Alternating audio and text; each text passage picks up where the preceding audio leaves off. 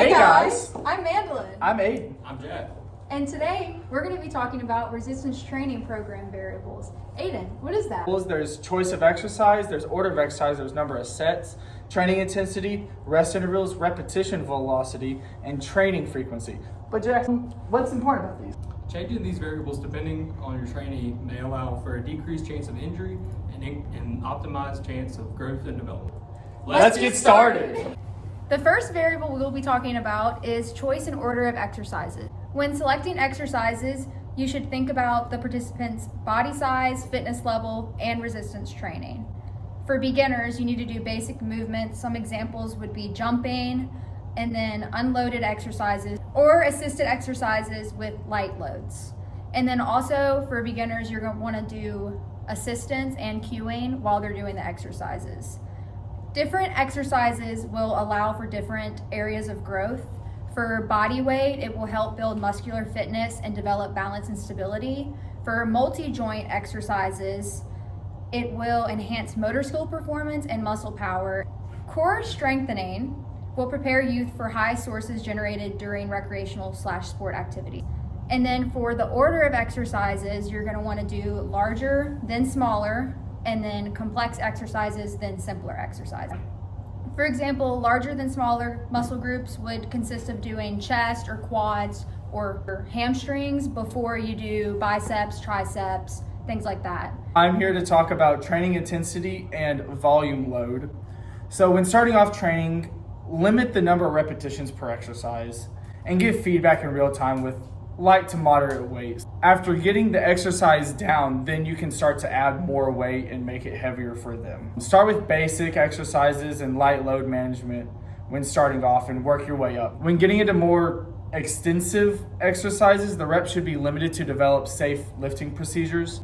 And plyometric training should be included in this working out, not just by itself whenever you work out with you. So just to explain what plyometrics are real quick, it's very intense, rapid, repeated exercise movements that contract muscles very fast.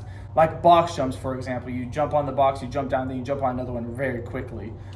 When doing plyometric training, you should be able to demonstrate proper technique for low intensity training before you move on to the higher intensities. You have to take into consideration the neuromuscular side of the exercises because it uses a lot of brain power to do these plyometric trainings.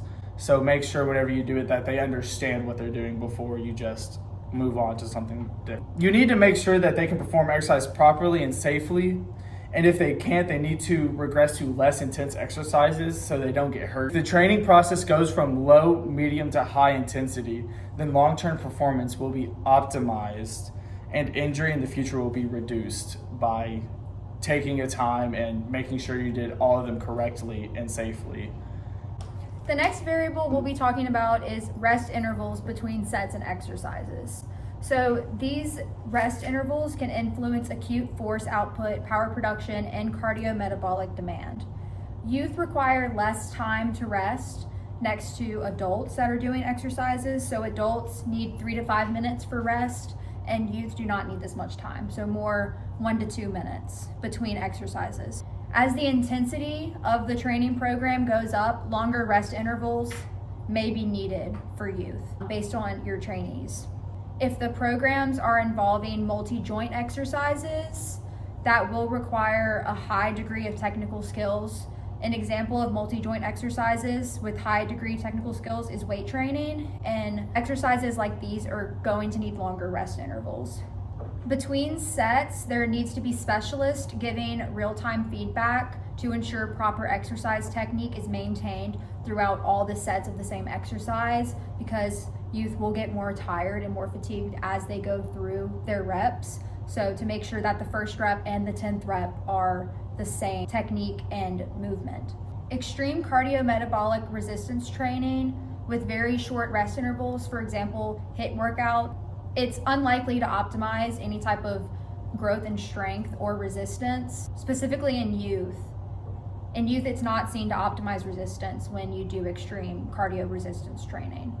So it's good to just stick to normal reps, normal sets, less time, but enough time for them to rest and catch their breath. Not allowing their heart rate to get to cardio levels so that they can still optimize proper exercise technique. All right, so next up is repetition velocity. Repetition velocity can be modified in an exercise routine through resistance training.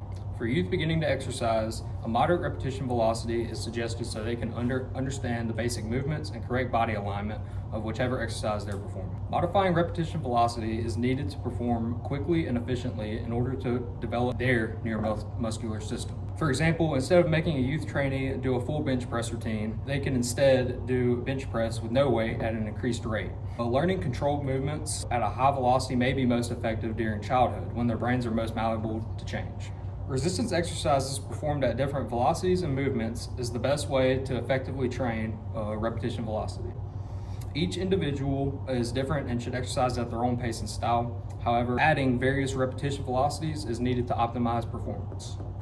The last variable is training frequency. Training frequency is defined as the number of training sessions per week. Youth can benefit the most by performing 2 to 3 resistance training sessions a week on non-consecutive days. Each training session should be spaced out far enough to allow the trainee time to properly rest and recover. Those who participate in multiple sports and resistance exercises should be closely monitored for signs of possible injuries and burnout due to the stress. So this concludes our video about resistant training program variables. Here's a table that shows all the variables that we covered and the specifics that basically summarizes everything we talked about today. We hope y'all learned something today. Bye, Bye, guys. guys. Wait. Yeah, okay. Okay, so I'm back and I'm gonna be talking about. Okay. Okay. No, and so for y'all that don't know, oh my God, no, that sounds so mean. For y'all that So mean. For y'all that don't know, no. I'm gonna read you this sentence. No. Perfect. Okay. Yes. And all that. Thank you. Yay. No, there's a door. Okay. Silence on set. Oh, it's still recording. Yeah, it is still recording, so we just talked. Yeah.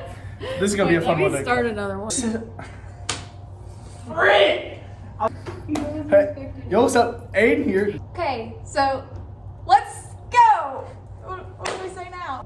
Like the definition of plyometrics, or like what plyometrics are? Go ahead. For y'all losers out there, no. So the first Yeah. just smile. Struggle, baby. Okay, ready? 1, 2, 3. Hey guys. You covered him up. Frick! I worded this so stupid. And cut.